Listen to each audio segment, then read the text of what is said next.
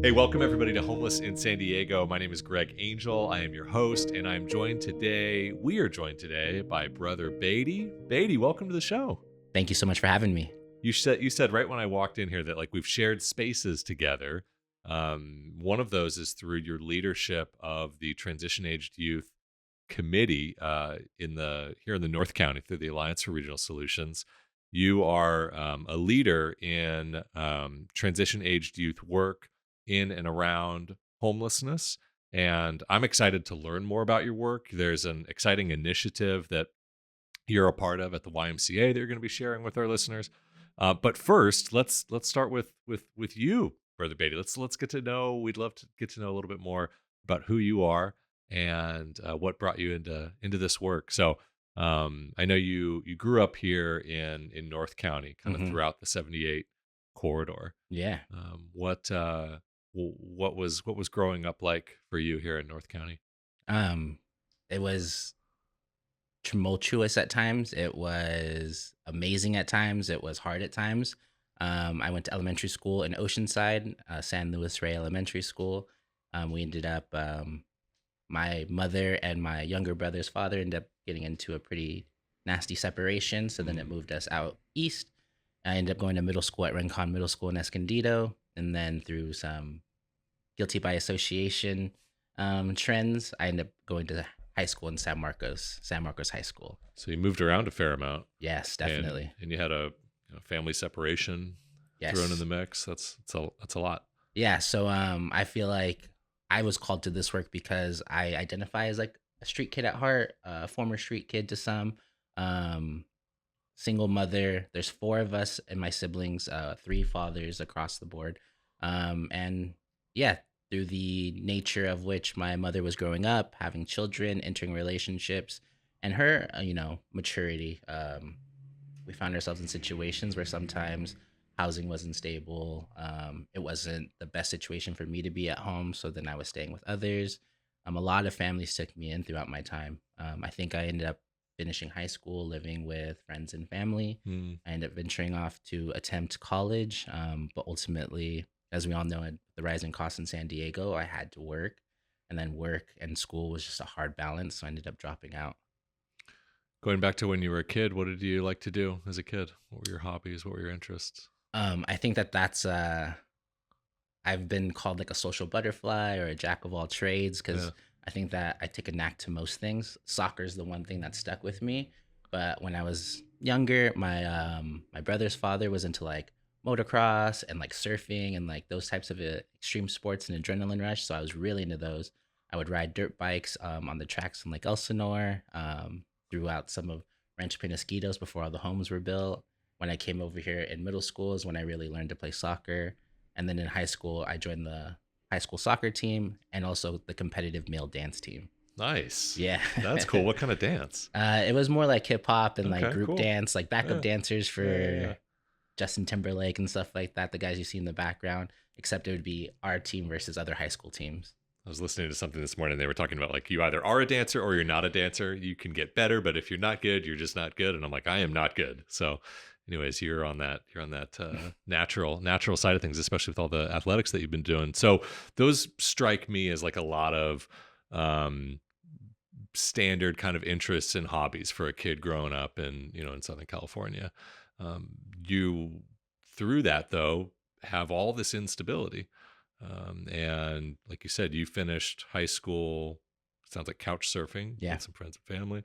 Um, did you feel like that was just normal for you, or did it seem? How did it seem as you were growing up throughout all those that part of your experience? No, definitely. And I was just having this conversation with a close friend recently. That is normal, I think. And I think Hmm. that if you're staying on someone's couch that is considered family or is considered a very close family friend, that you wouldn't be unstable. You wouldn't be considered on the verge of homelessness, even though those of us that work in the service providing industry know that that is actually unstable or that may not be the best situation. And also growing up in the time that I grew up in, like I was born in the 90s, in a culture where if you showed weakness, you were weak. So asking for help was not normalized. And I think that we're still trying to find that normalcy here today. And I'm all for asking help and peeling back that and having those honest conversations, asking those honest questions like, hey, like, I know that you're sleeping at your aunt's house to a participant, right? Does that feel safe to you? Does that feel best for you? Do you know that there's service out there that can help you and or your aunt in this situation to make things better? Because most stories go that you're staying somewhere and it's not that they want to kick you out and they're not your parents. So sometimes tensions will build around that, right? So it's you're one guest away from being asked to no longer stay there. You're one dirty dish away from being asked to not stay there because those tensions build because though they're an adult in your life, they may not want to be in charge of you. They may not want to parent you. And you're still growing, right?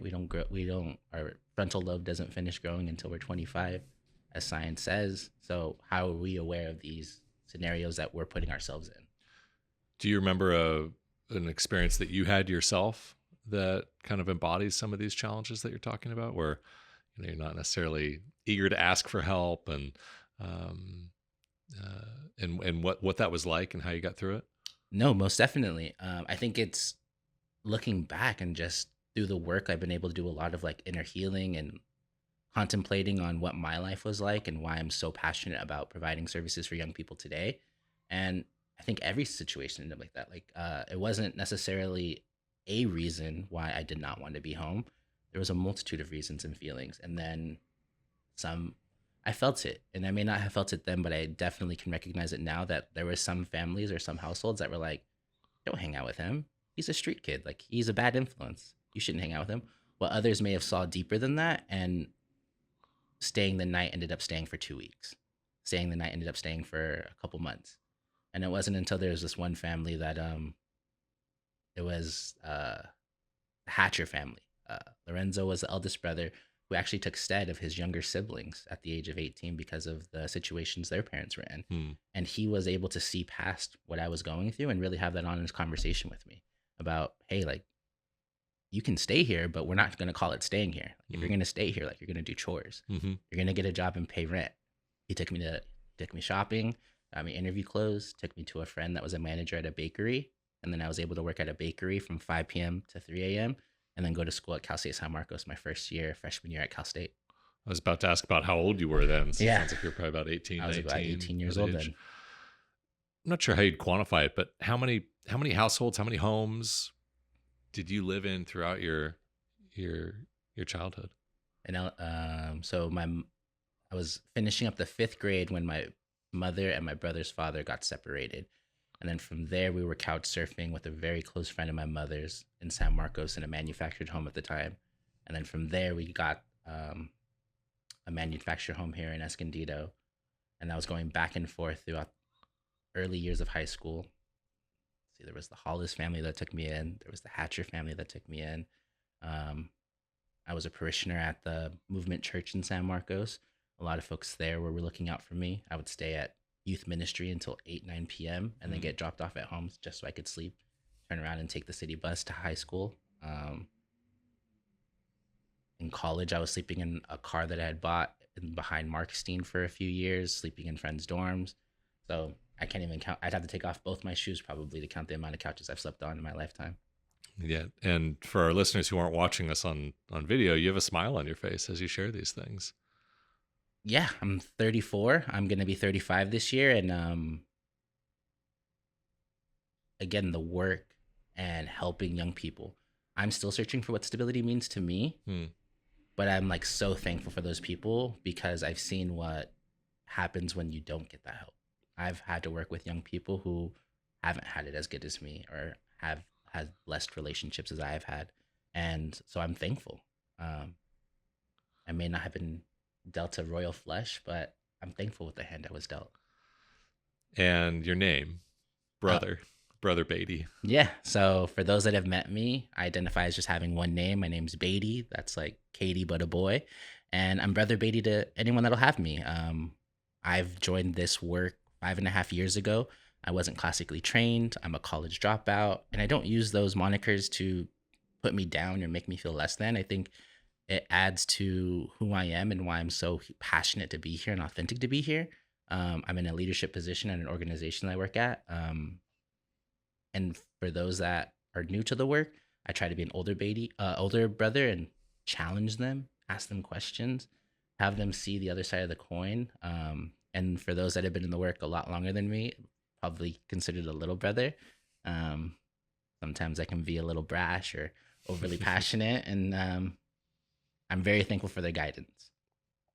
So you've been working in in the sector, helping people overcome homelessness, Yeah, specifically youth. yeah, You said for more than 5 years. yeah. So share a little bit more about that work and how it got started and what you've been doing throughout that time. Yeah, so I think that I need to give a lot of thanks to a very good colleague, a very good friend, personal mentor of mine. His name is Jason Vicente. He actually worked at the YMCA. He still works there. He's celebrating 10 years of working there. Nice. And so he got plugged in, and we're also in the same fraternity. And so through volunteer work, I found out that what Tay was, what Tay Services was, what the YMCA was doing. And so it was all fun for me to volunteer. However, there came a point in time where I was also unstable in my employment, and there was job offers. And I think maybe at that time, looking back, that it was a little too close to home. I was still Mm, processing a lot. yeah. I wasn't stable myself then, or I just didn't feel as safe in the place I was calling home at that point. Um, but January 2020, I ended up getting hired on as a housing specialist, working closely with young people that were moving into our short-term bridge housing in Oceanside. Um, 2 years of doing that through COVID, through the shutdown. I was able to take some of my previous experience in the work field and like operations and processes and like data management. And then I became the housing operations manager, where I was able to help not only with my lived experience and like maybe the approach that we took, but also the behind the scenes of like where we were at real time with our budget, how many people we were serving, were we hitting those compliance marks. And just recently, I became a program director. Wow. Congratulations, brother. Thank you, That's thank you. amazing. And 5 years from housing specialist, program manager, director. That's an impressive increase in responsibilities and leadership roles. And I want to make sure our listeners are tracking. When we talk about TAY, we're talking about transition aged youth, which is usually like 16 to 24 in that range. Yeah, And you've been moving into those roles of progressive increase in responsibility at the YMCA, yeah. and the YMCA is a leader locally in services for youth in and around homelessness. Well, congratulations on your new promotion. What does that role now include, and what are you really excited about? I'm really excited just because for the last 5.5 years, 16 to 24 was a time of evolution for me and a time of understanding and change. And I was able to provide some sort of guidance along with housing stability through our housing programs at the Y. And just recently, we received a grant where we're able to give financial assistance, financial literacy coaching, to hopes of preventing someone from entering the homeless response system. So it's called direct cash transfer. It's kind of in the ecosystem of guaranteed basic income for those that are familiar. The idea is that we will have a cohort of young people between the ages of 18 and 21. They'll get financial installments, we'll call them, at the top of every month, around $500 a month for 12 months. And with the assistance of a case manager, financial literacy workshops, being connected to resources that they may not have received at home, school, community. The hopes is that they never have to enter a shelter, transitional living program, things like that. So it's to prevent homelessness. And when does that start? Right now, we are looking for our pilot cohort. It's a demonstration grant, so Okay. we'll be doing this for 3 years. Cohort 1 is soon to launch. Cohort 2 will be sometime this fall, and then cohort 3 will be next fall. All right. And if people are listening and are interested in learning more about that direct cash transfer prevention program, it's a mouthful, Yeah. direct cash transfer prevention program at the YMCA, how can they learn more about that? We're doing our best to roll out this news anywhere and everywhere. We've been on the phone, we've been on the road, we've been on Zoom, we've been on Teams, on Instagram, through YMCA YFS, so Youth and Family Services, which is the specific department that I work for at the Y. Cool. There's a link in bio, our flyers there. So we'll have an open interest time from now until Monday, Memorial Day at midnight, and that'll help us identify our pilot cohort. And then we're going to be really focused on getting them embedded in the program and building the bones and limbs of the program. And then from there, we're going to open up enrollment for cohort 2 sometime late summer. Nice. Well, we'll have to have you back as the program develops, and you can share more about how it's working and what some of the lessons are that we should be considering as we look at scaling up. There's a lot of conversation happening locally around the opportunity and the impact of things, in your words, like in that ecosystem of guaranteed income. Yeah. We've seen shallow subsidy programs focused on helping seniors to maintain housing, and to see this working at the youth level is promising as we look at these best practices and just ways to try to change the reality around homelessness here locally.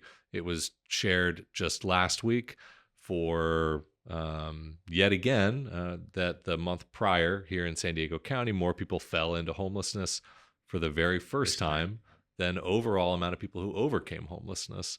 And obviously, that math, more people falling into homelessness than are overcoming it on a monthly basis, is why we continue to see more and more people in the streets. And how do we change that reality? How do we change that math? Well, looking at things like shallow subsidies and income programs to target specific populations who are at significant risk of falling into homelessness can be a very effective strategy. But we need the data to prove it. So thank you for the work that you're going to do to bring that forward. And yeah, we would love to learn more about it as it develops. No, definitely. And I'm just super excited to get this off the ground and take this step. I think that this is still in the realm of housing because it's the prevention of needing that emergency housing. And what $500 would do to a young person, like I definitely could have stayed in a hotel instead of in my car behind the college campus. I could have applied that to rent and focused on my studies and maybe finished college. There's so many different things. And so again, like community is big, asking for help is big, and just understanding that the beauty of direct cash transfer is this money will go unregulated, unrestricted, and without the requirement of them to give us the receipts on what they spend it on. And sometimes we need to trust the individual across the table.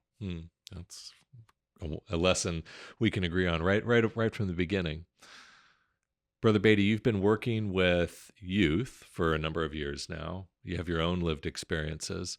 For our listeners who want to better understand youth homelessness and what some of the challenges are around youth and transition-aged youth homelessness, what are some things that you think people might find surprising or unexpected, or perhaps things that you've learned in the 5+ years that you've been doing this work professionally?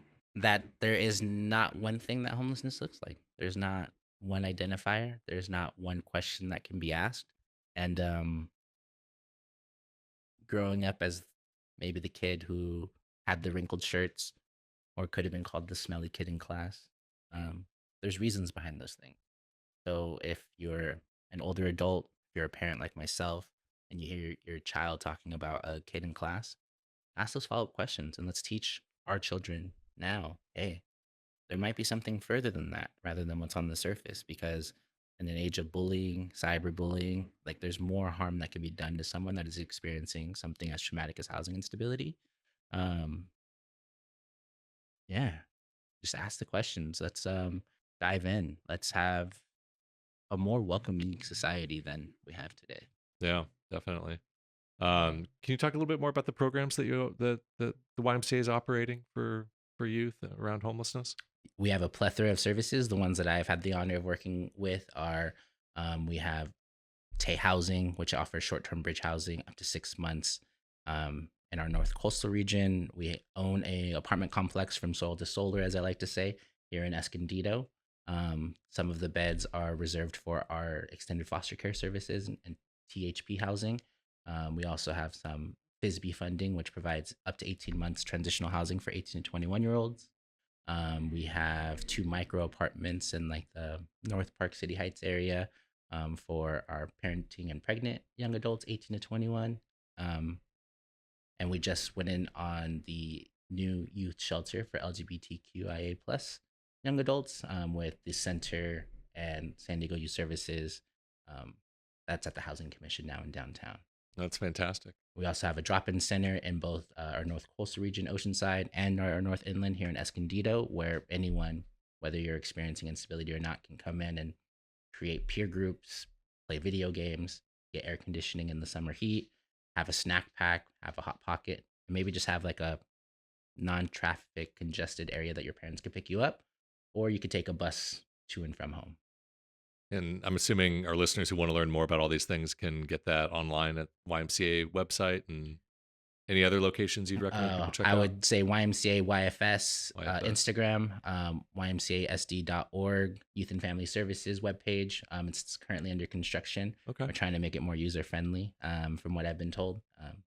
But yeah, or you can also just Google YMCA Youth and Family Services, and there'll be a plethora of websites, testimonials, and pages that you can find out more information. Cool. All right. So the YMCA is doing a lot. You've been in this field for a number of years, and you have your own personal lived experience. Yeah. What, though, are the biggest gaps? What are the biggest opportunities to really help more youth either never experience homelessness or overcome it? I don't think that we found that answer yet. I Mm, don't know if we're able to really understand what can prevent someone from experiencing homelessness, especially in a rising economy such as San Diego. There's a lot of folks in the work that are one paycheck away, one car accident, one health issue away from being homeless themselves. However, I do think that there is a ability in all of us. Those of us that are in the work would tell someone, hey, this is what I do, and we mainly get some of the similar remarks of, you're a saint, like God bless you, or like you're a hero. Like there's a hero in all of us. So find that thing that you have, that thing that you're passionate about, and share it with other humans. And those other humans can or may be experiencing something as traumatic as homelessness or housing instability, but your joy and your passion is going to make it that less traumatic. yeah, I think part of, it's interesting, how do you define success? When will we know success is there? Maybe we'll know when, as those of us who are in this work helping people overcome homelessness, when we share, at a birthday party what we do, somebody doesn't say, "Oh, that's so amazing what you do." It's just a part of kind of the society, Yeah, and less about like, "Wow, that's really special," and more about just, "Oh, that's really wonderful." A similar response you would get if you said, "I'm a school teacher," right? Or I'm a nurse, right?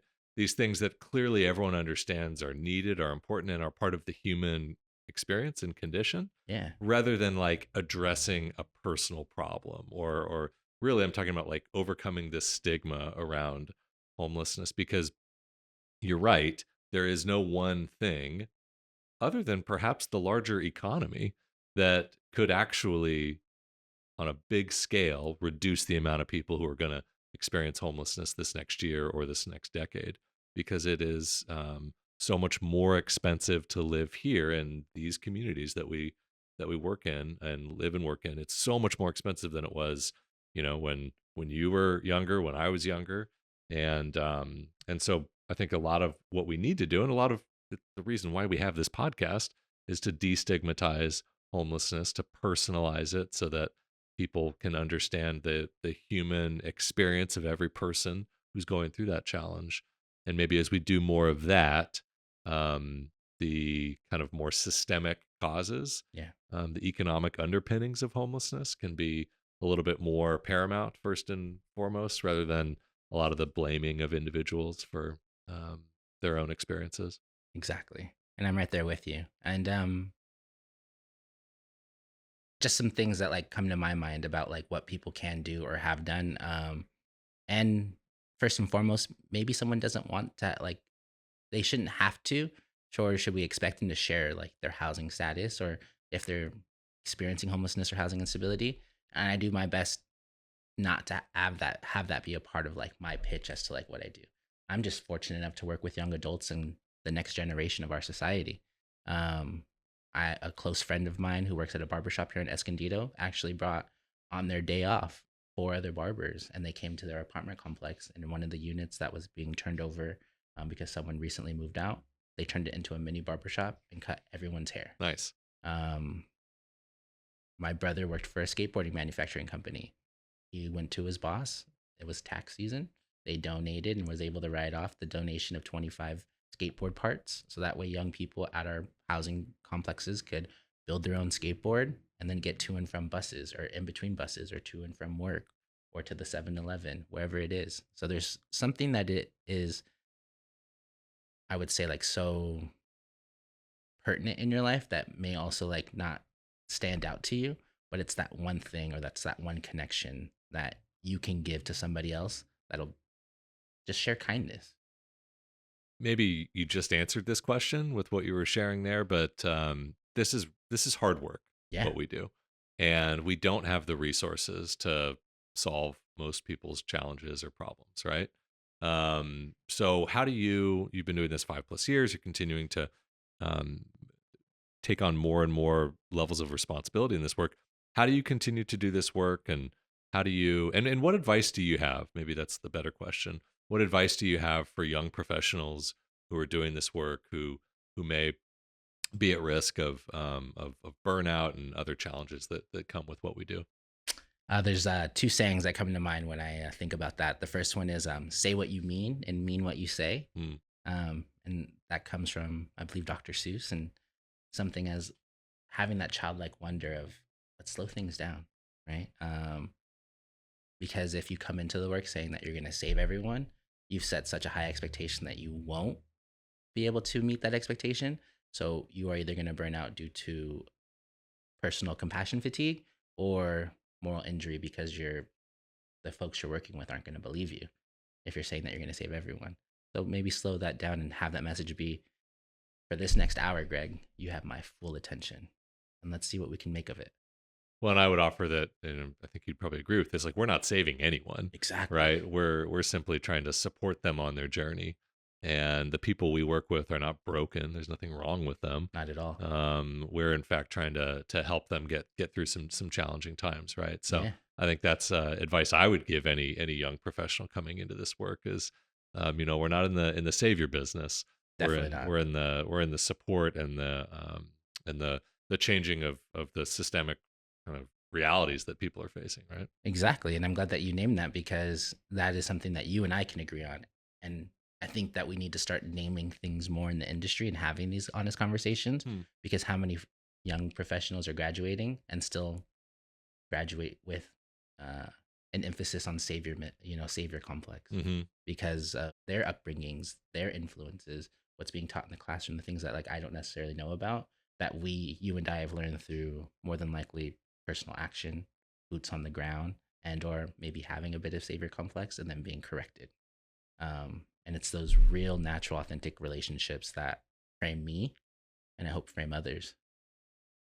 Was there more that you wanted to say when you think about advice for young professionals and how to get through the challenges of the work that we do? Yeah, I think the second thing that I would highlight is also like take care of yourself while you take care of others. I think self care is something that is widely broadcasted, widely promoted.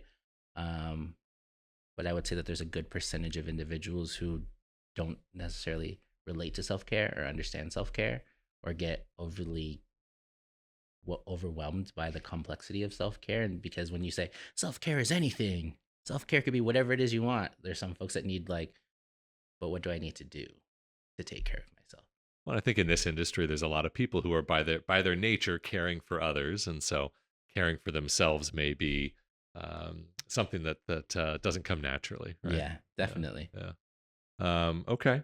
All right. Well, thank you for sharing that advice, and it's been interesting to learn more about the programs of the YMCA. Most of all, I'm just appreciating the opportunity to get to know and to sit here with you, Brother Beatty, and just hear a little bit more about kind of who you are and why you do this work. Um, what else? What drew you on the show today, and what do you really want to get across to our listeners before we wrap up? Um, what drew me on the show today was big thanks to your producer Logan. Yeah. Shout out Um, to Logan. yeah, definitely. Me and him were able to have a personal conversation. I have more of like my brother Batie Instagram, which kind of delves a little bit into like my household and my family, but really about highlighting the works because I'm proud of the work that I do. I'm Hmm. proud of the folks I meet and the stories I get to hear and the resources and the connecting I get to do. And I was kind of hitting like a writer's block or creative block, and I was like, are people looking at it? Like, is this like having trouble keeping up with it? Like, should I keep doing it? And then Logan reached out to me on that page and was like, "Hey, like, have you heard of Homeless in San Diego?" Like, and I was Okay. like, "I definitely have. A lot of loved ones in my personal life and my professional life have been on this podcast. I've sat at the table with Greg. I would love to come on." Um, what was the second part of the question? Yeah, I think just, what drew you on, and what do you want to make sure to what do you want to communicate with our listeners? What messages do you want to get across? Humans are gonna human. I think humans are capable of love, of creation, of community, of building. But as we've known in history and the books and the movies and the stories, humans are also capable of destruction and hate. And humans are going to human, but community is what's going to take us as far as we possibly can. Um, so take care of yourself. Be human. It's okay to feel the way that you're feeling, and if you need help, ask for it. Nice. Good messages. All right, so the Brother Batie Instagram account, Yeah, that's where you're sharing about your journeys and your experience through all of this. yeah. And so to our listeners, we'll share the tag in the show notes so they can go check that out. Thank you. Hopefully, you can get some boosts there. And yeah, I'm really just appreciative for who you are, and for not just the work that you do, but the way that you do it. You were recognized as the program staff member of the year. Was it last year or the year before? This most recent This conference on homelessness by the Regional Task Force. Yeah, so this is a big conference that happens every year, Regional Task Force on Homelessness. They're the group who also organizes the point in time count and some other things. We've had their CEO Tamara Kohler on not too long ago. They have a large conference, and at that conference, they give out just a couple of awards, not very many. Yeah. And you were selected as the program staff member of the year at a conference that had, I believe, more than 1,000 attendees. So congratulations, Beatty. That's impressive. Thank you so much. And sadly, um, at that exact same time as when we were granted our direct cash transfer contract. So I was actually in Atlanta, So you weren't even there. but I was able to do a small little video, and I was up on the big screen. And of course, I opened with "It's Beatty, like Katie, but a boy." Nice. Well, it's an annual conference, right? So next year you come back, maybe that you can like give out the award to the The next next person. person, Get some yeah. get some love in person there. That's cool. Well, congratulations to you on that honor. Um, Anything you want to share about the leadership role that you do in North County as the chair of the North County Tay Council? Yeah, definitely. So the Alliance for Regional Solutions, I think, is something that I'm super blessed and honored to be a part of. As we all know, North County is vast. The 78 is probably the most disliked freeway in all of San Diego. And then you have to go from Oceanside, Vista, San Marcos, Escondido to, and that's just the 78, Carlsbad, Encinitas. There's a far greater communities that encompass North County. Um, but we're all so segregated. Someone told me it was like the kingdoms of Game of Thrones. Very And dramatic. yeah, it was very dramatic, but it hit home. And I think the Alliance is doing a great job of kind of allowing the lords and the ladies to come together and cross those borders and build connections. And so I get to sit on the North County Tay Council with two esteemed colleagues, Lee Quijada and Greg Cohen, who are both leaders in the educational field. And I'm the housing guy that was able to join forces, and our trifecta has been going strong. I've been able to meet tons of mentors, tons of new faces. We have folks coming in from Fallbrook and like Southern Temecula area now joining the ranks, um, making sure that anyone that is working with someone between the ages of 16 and 24 in their role not only doesn't feel alone and supported, but the young person that they're working with now has additional resources in that person's back pocket. Yeah, that's fantastic. And you spoke about the importance of building community. That's that critical role of building community among service providers and people doing this work. And that was one of the foundational goals of the Alliance for Regional Solutions, which, like, fun fact, was actually created right here in this office There we almost go. almost 20 years ago by my predecessor, Suzanne Pullman, who was the founding executive director of Interfaith Community Services. Wow. And back then, in like the, what do they call that, the aughts, like 2008, that kind of time frame, there was a lot of contention, Game of Thrones style, between North County cities around how they dealt with homelessness. Yeah. And the idea emerged that if every city did their part, and we brought city leaders and non-governmental organizations and nonprofit leaders together, we could do this a lot more effectively as a team. And from that, the group took on all these other projects and interests. And I think the youth council is one of the most recent kind of additions. So thank you for your leadership there. And yeah, it's good to see the positive outcomes that are happening from that. Yeah, we're definitely young but strong. And right, like you've been in the work for far greater time than I have, and something else that we're like dedicated to is that we're not concerned that the person that sits down as a participant isn't going to get great service from their case manager, because all case managers provide great service. However, as a case manager, it's also hard to contain information. So how are we building community and connections? And really that word community just hits so strong in my story and the work that I want to do, because someone that doesn't know about housing services, I'm only going to receive three options Mm-hmm. and or limited amount of options, or be asked to Google it on my own. So when we build these connections and someone says, I have an educational goal, Lee, Greg, can you help this young person? Mm-hmm. I have a housing question, Batie, can I help? What can you do to help me help this person? And when we create those bonds and we create those spaces where those conversations can happen, the young people thrive. The young people are the ones that benefit. And then we have less older adults on the streets, less older adults receiving services.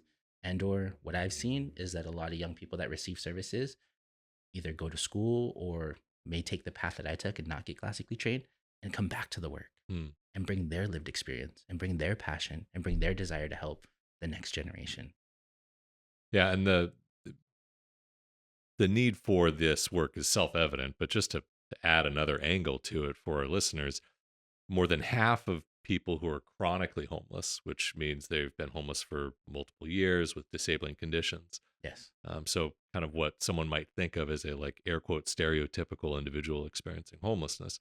More than half of people nationwide who are chronically homeless first experienced homelessness as a youth. Yes. And so not only are we helping youth, but we're also investing in, a stronger, healthier community in the future. Yeah.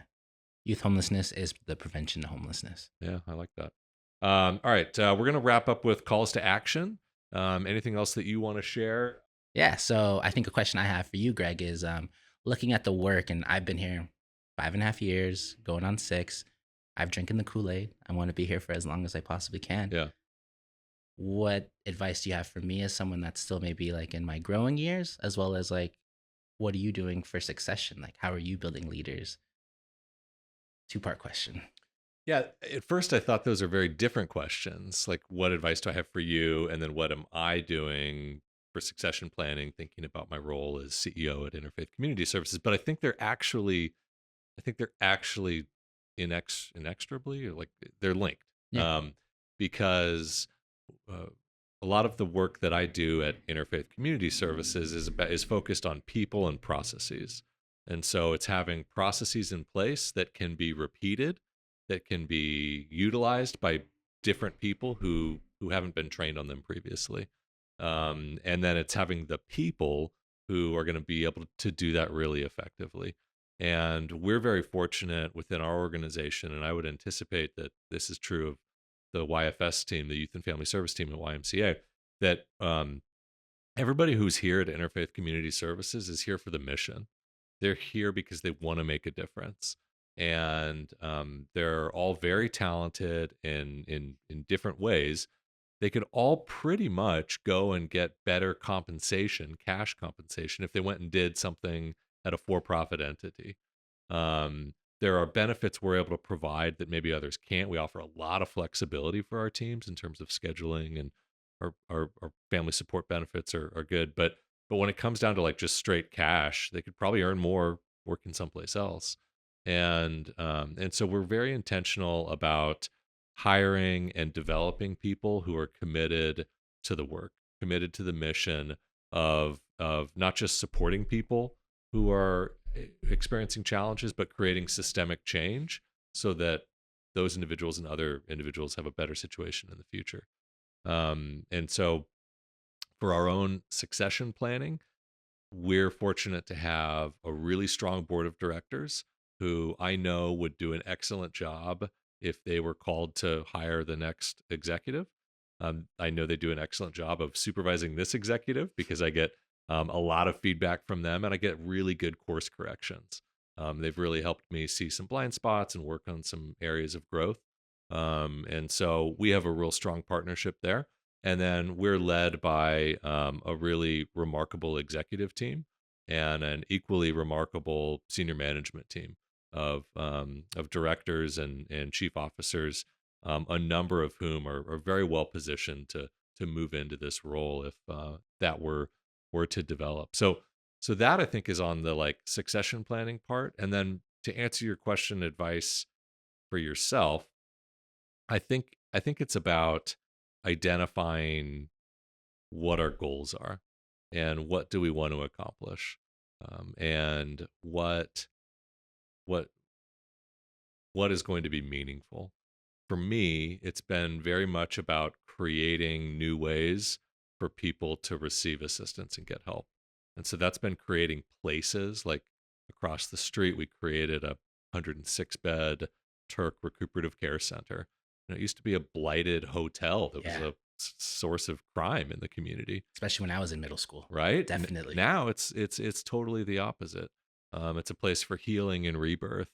On the other side of town, where our recuperative care program used to be, we have one of the only wraparound residential programs for families with kids who are without housing, and um, and to have that place uh, filled with really energized and caring and professional individuals committed to this work, supporting individuals who are so resilient, so strong, who are going through not just homelessness, but they're also raising kids at the same time.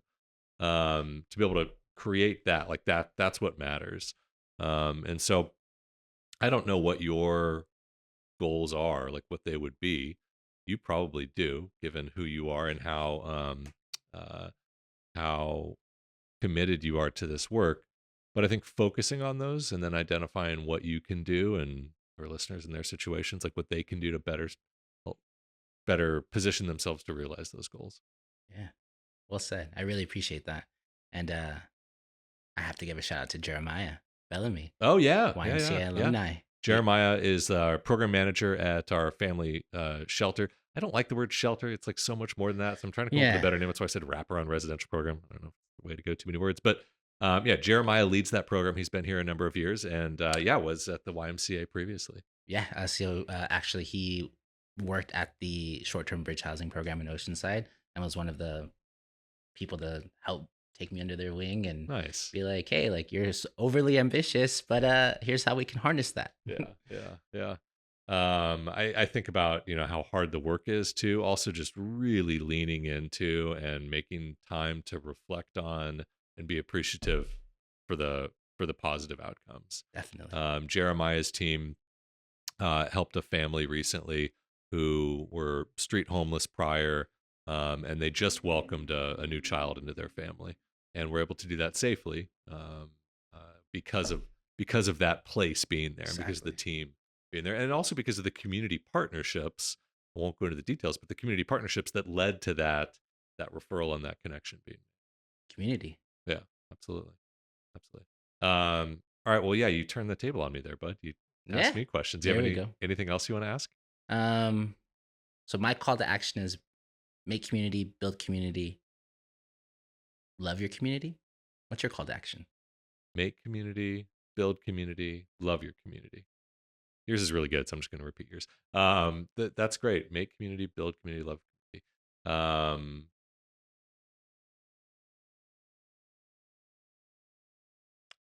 My call to action is around that hearts and minds issue that we were talking about earlier. Yeah. It's that idea that we need homelessness to be destigmatized and to be treated like the human condition that it is. It's the result uh, of a lot of things that are not at the control of the individuals experiencing it. Personal decisions, personal responsibility, actions absolutely contribute to it, just like they do to individuals who are successful, who are not successful.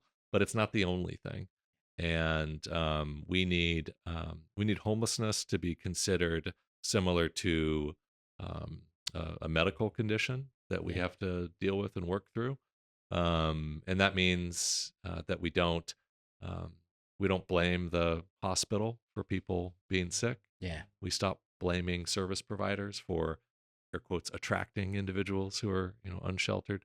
But most of all, just that we change that stigma. And I think the only way that's going to happen is on a very personal level. So I'm reflecting on your calls to action. So it's building community between people with different life experiences and different situations, and really continuing to ask questions and engage people who think differently from us Yeah. to see if they can broaden their horizons. They'll certainly broaden our horizons too in the process, and that's a win. But yeah, really focused on destigmatizing homelessness. And I think that you're doing it just that, right? You're a CEO. Like, when I first joined the industry and things like that, I thought CEOs walked around with like bodyguards and stuff like that. Yeah, Flashy photographers. There was yeah, paparazzi that would yeah, follow you, and yeah. every room you've ever been in, you've treated everyone as an equal, as an individual. You invite a plethora of individuals with different stories, different cultures, different backgrounds, sit at a table with you, and you see them as such. And so I feel seen today. And I think destigmatizing hierarchy, status amongst humans is your call to action, and regardless of what they're experiencing.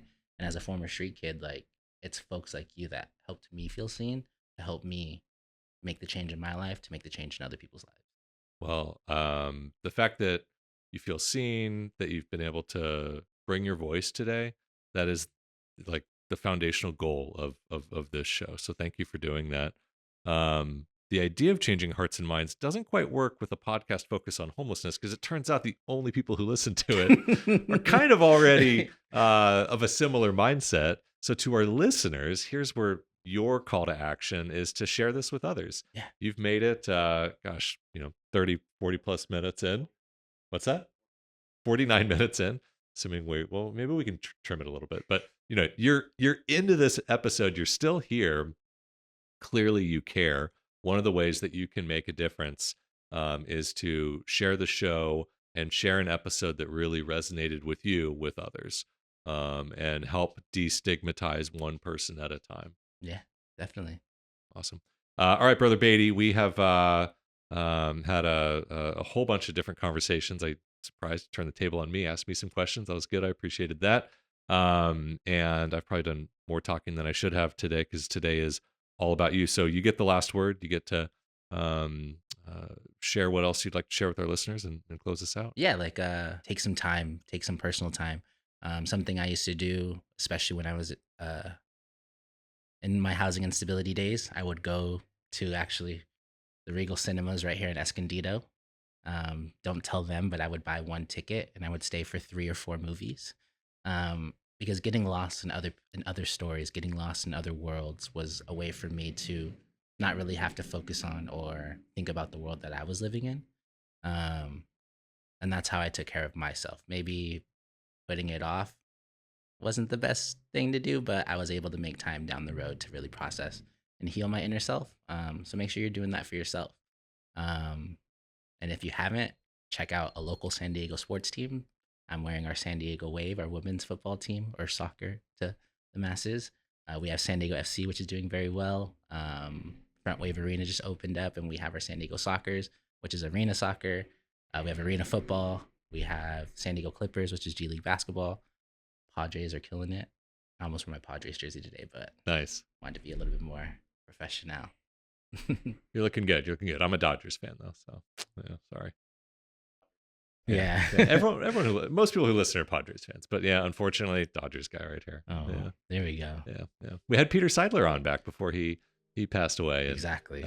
he when I was walking out with him afterwards, he's like, "Well, you could just let that go and learn to be a Padres fan." Yeah. So maybe someday, you never know. Cool. Well, thanks again for coming on the show, and for the work that you're doing with youth. Thank you for being who you are and for coming on the show. Yeah, thank you.